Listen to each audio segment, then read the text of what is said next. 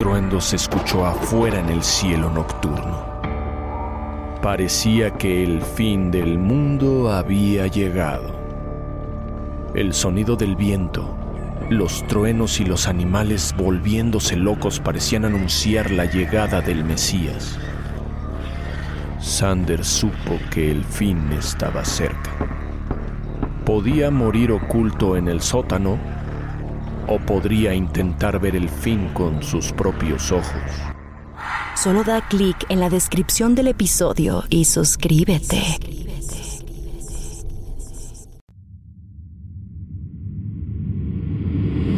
Bienvenidos a Creepy en español, creado por John Grills y producido por Guillermo Ruiz de Santiago.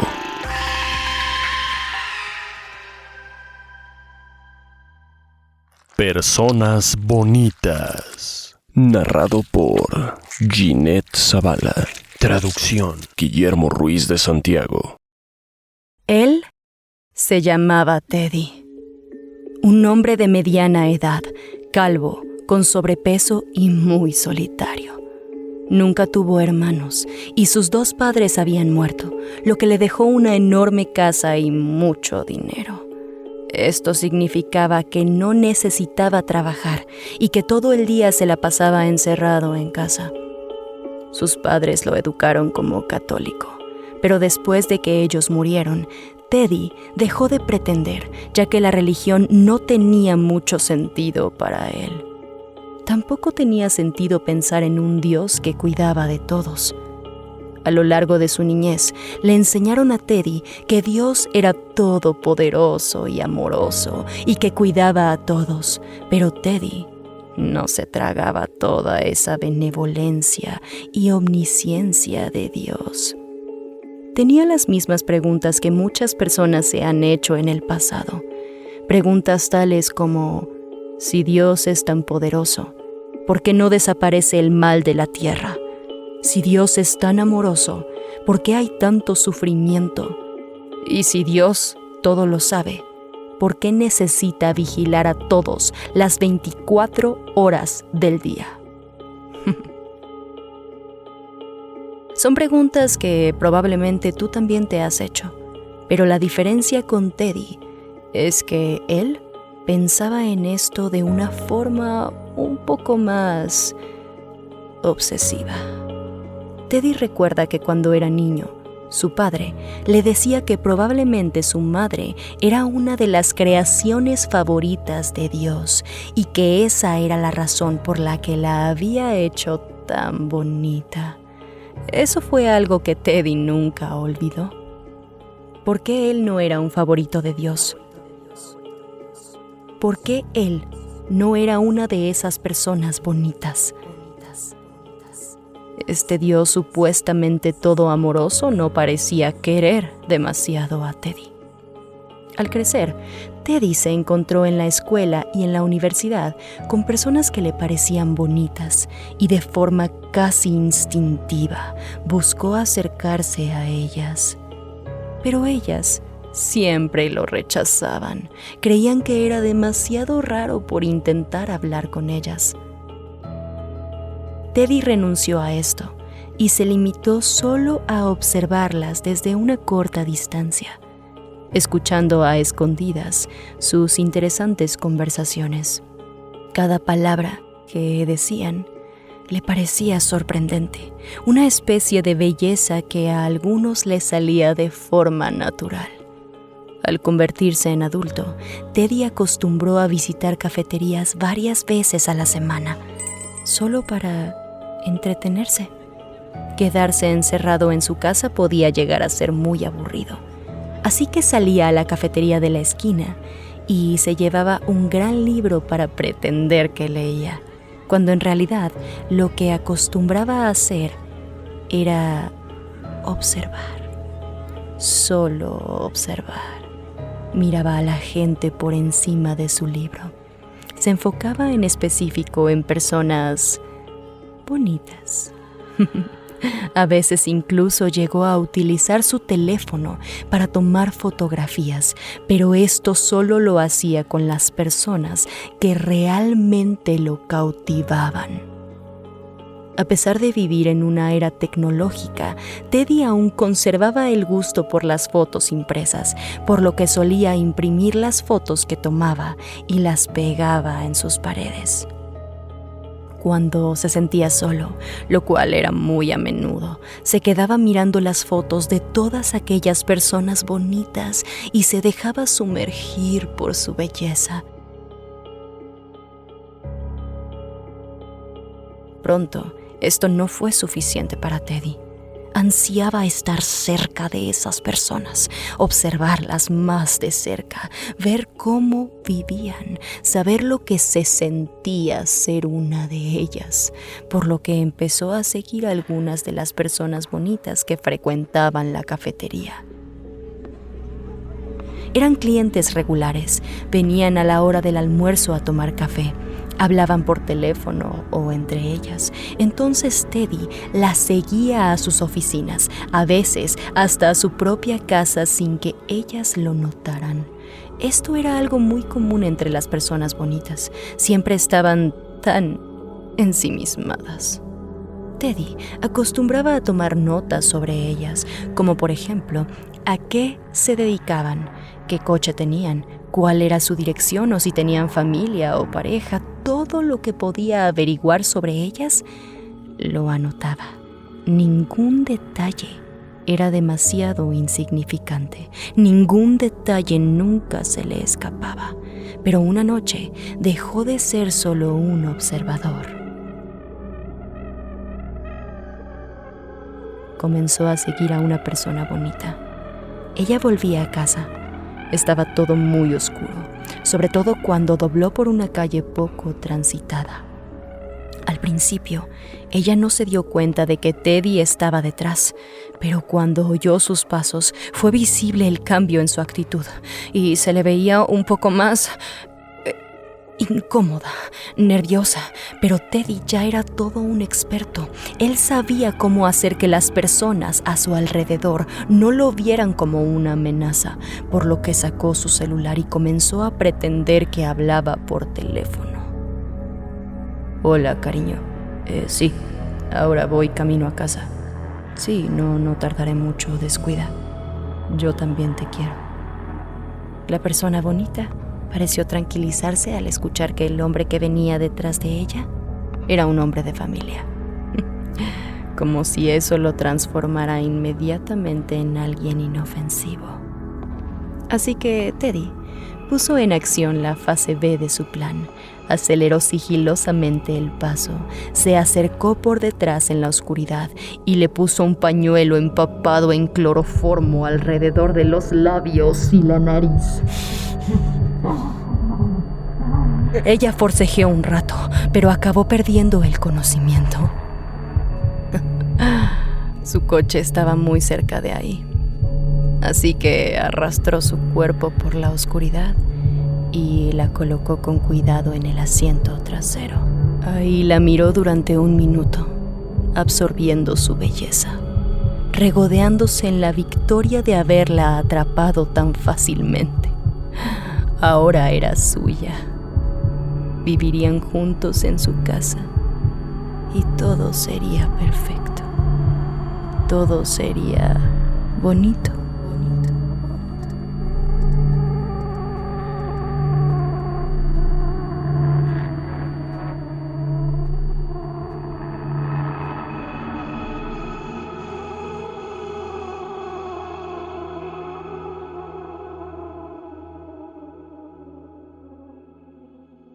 Cuando su víctima volvió en sí, despertó completamente frenética, gritando y forcejeando, intentando escapar. Al final, él la mató, ahí mismo en el sótano de su casa. Esto sucedió varias veces más, con muchas personas diferentes. ¿Por qué todos se comportaban igual? Teddy se preguntaba.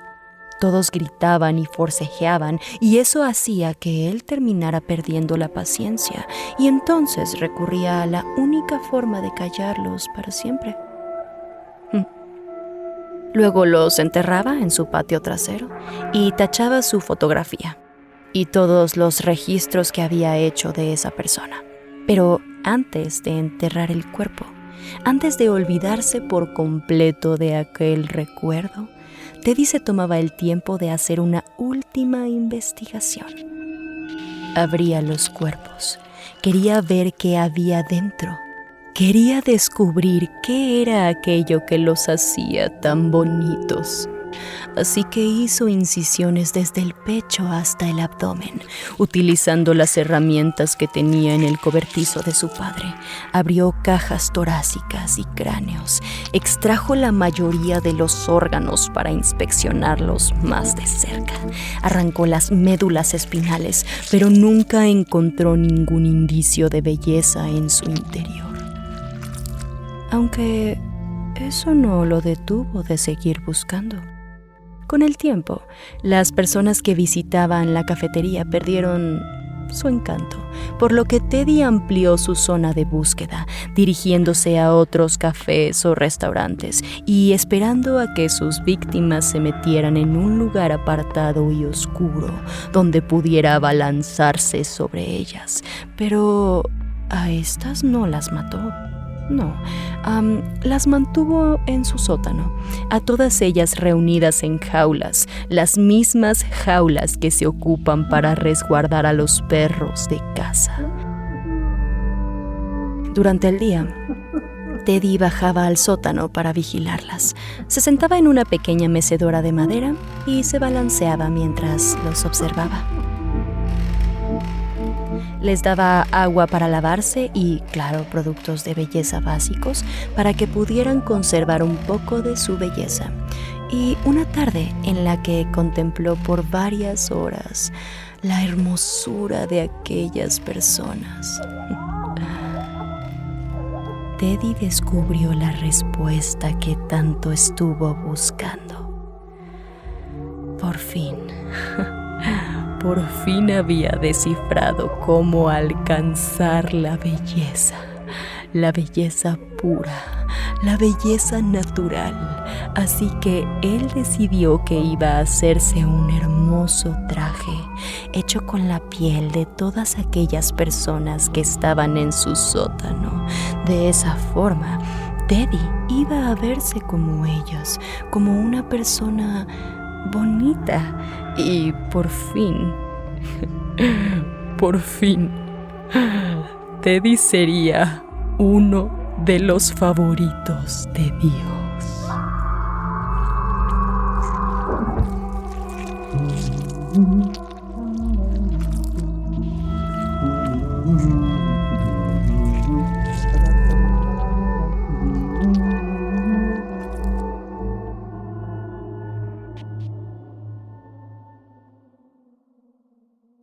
Las sombras que acechan. Narrado por Fernando Hernández. Traducción: Guillermo Ruiz de Santiago. ¿Esa sombra que ves por la esquina de tu ojo? ¿La sensación de que hay alguien tras de ti cuando estás solo? ¿El susurro en el silencio que has confundido con el viento?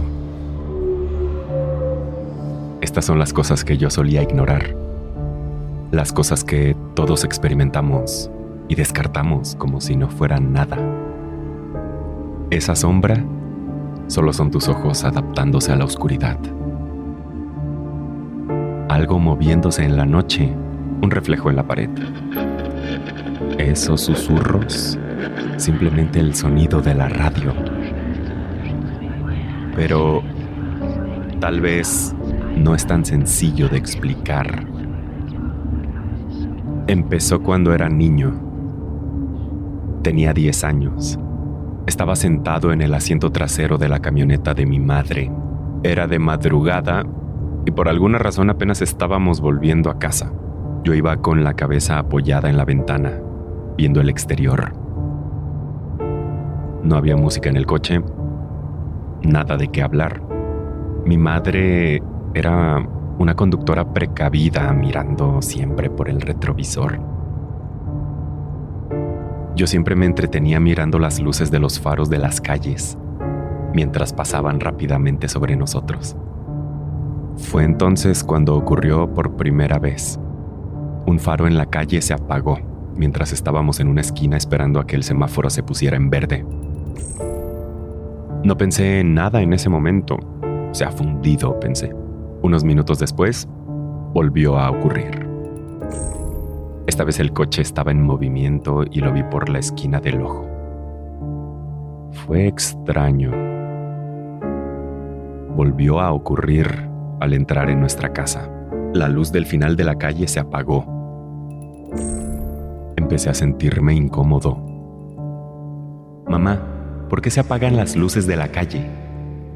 Ella me guió al interior de la casa. Todas las luces terminan apagándose con el tiempo. Entra y vete a la cama. Esa noche me costó trabajo dormir. Por alguna razón no dejaba de pensar en las luces que veía apagarse. Solo son luces. ¿Por qué estás tan nervioso? Me convencí a mí mismo de que no era nada de lo que debería preocuparme. Me dormí lentamente con la radio encendida. Me desperté sudando. El corazón me latía con fuerza. El sonido de la estática llenaba el aire. La habitación estaba completamente a oscuras, salvo por la luz de la pequeña y vieja radio sobre el estante. De pronto, dejé de ver la luz. Algo la estaba bloqueando. Había alguien conmigo en la habitación.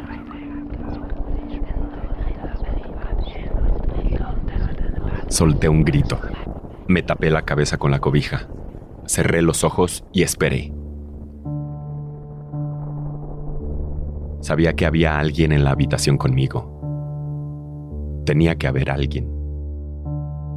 ¿Quién era? ¿Qué quería?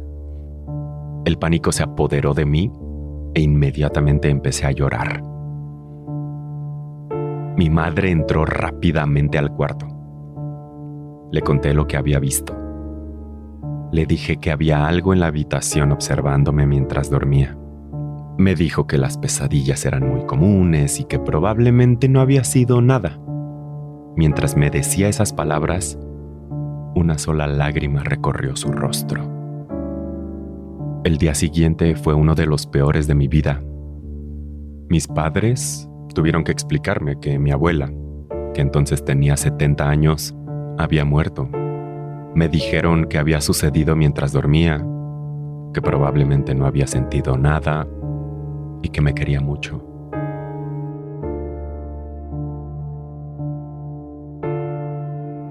Ningún evento extraño volvió a ocurrir hasta años después. Esta vez tenía 22 años.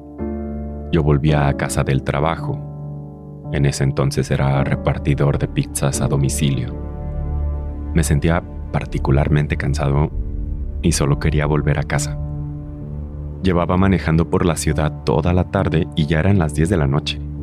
Había muy poca iluminación. Solo un poste de luz a la entrada de cada edificio. Apenas podía distinguir lo que tenía delante. Confiaba en el GPS y en que la calle era recta, así que seguía adelante. Pero entonces, por la esquina del ojo, vi que un faro se quedó sin luz. Pero cuando miré por el retrovisor, solo había oscuridad. Decidí no darle importancia. De pronto la radio del carro empezó a perder señal. Estupendo, pensé. Miré hacia adelante. Otro poste de luz delante de mí parpadeó. ¿Qué demonios estaba pasando?, pensé. Una ola de pánico se apoderó de mí al rememorar los recuerdos de mi infancia. De pronto empecé a perder el control del carro.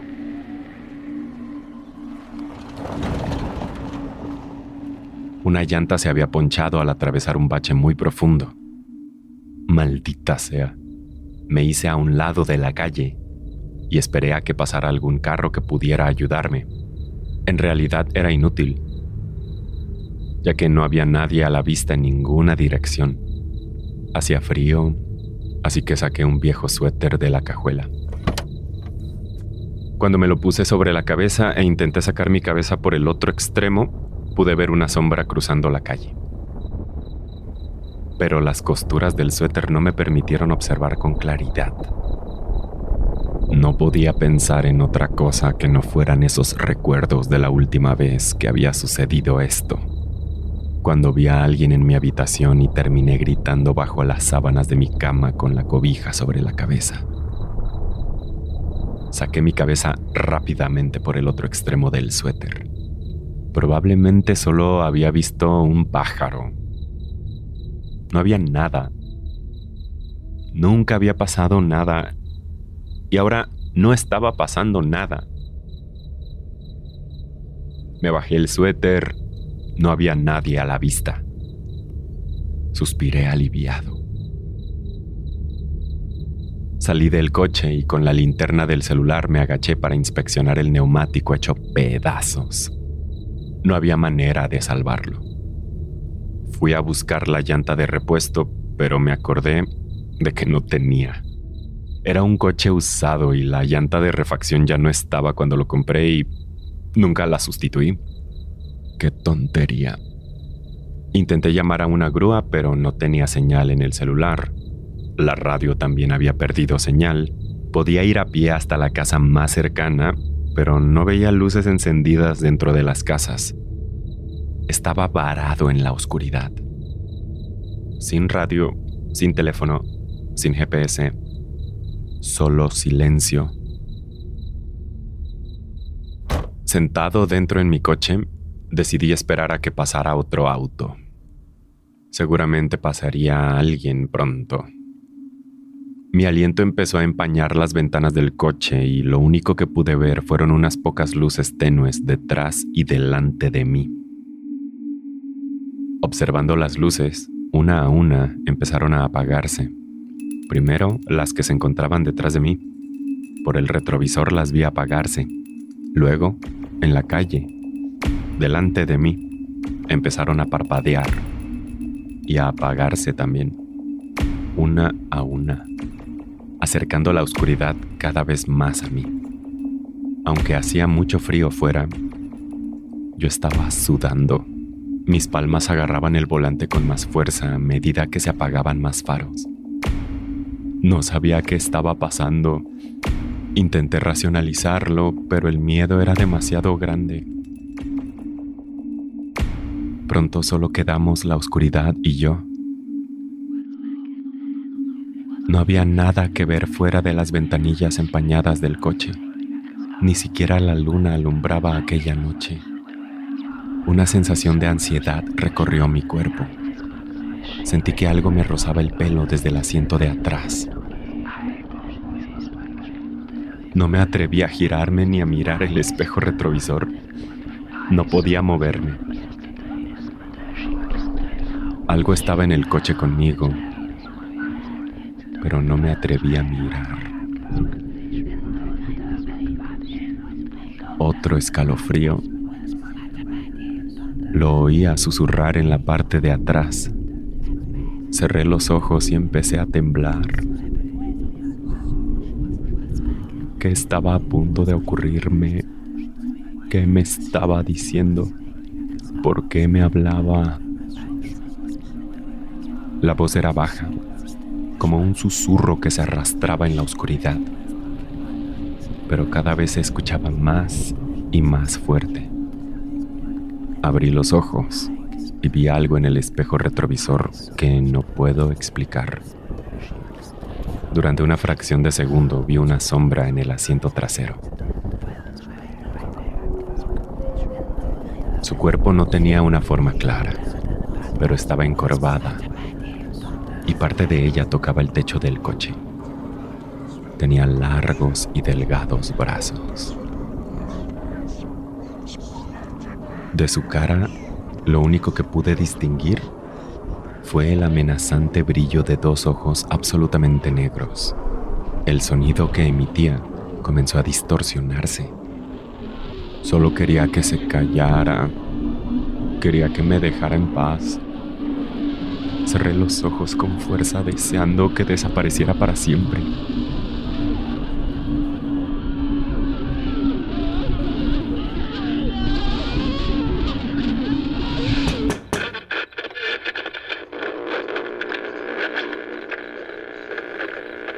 Unos golpecitos en la ventanilla de mi coche me sobresaltaron.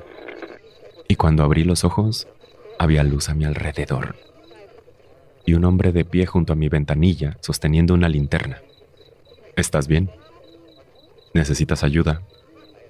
Pude ver que se trataba de un policía. Me tomé unos segundos para mirar el espejo retrovisor. No había nada detrás de mí.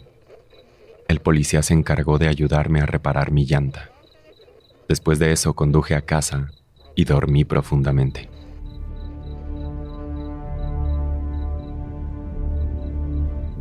Al día siguiente, me despertó el sonido de mi celular sonando. Las 6 de la mañana era demasiado temprano para recibir llamadas. Era mi padre diciéndome que mi madre se había suicidado la noche anterior.